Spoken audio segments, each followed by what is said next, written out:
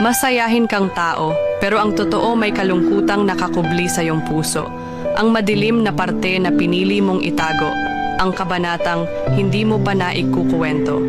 Sa kabila ng pagiging maunawain at mapagmahal mo sa iba, ang sarili mong naghahanap din ng pagkalinga.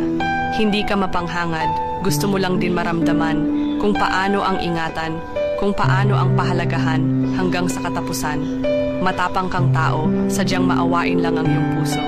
Madali kang magpatawad, gaano man kalalim ang sugat na idinulot sa iyo ng mundo at ng tao. Mabilis kang makalimot, subalit ganoon ka rin katulin kung makaalala. Palangiti kang tao kahit kanino. May pananaw na positibo, subalit ang totoo, malapit ka na ring sumuko. Madalas, kung sino pa ang malalim ang pagkatao, sila rin ang may mababaw na luha.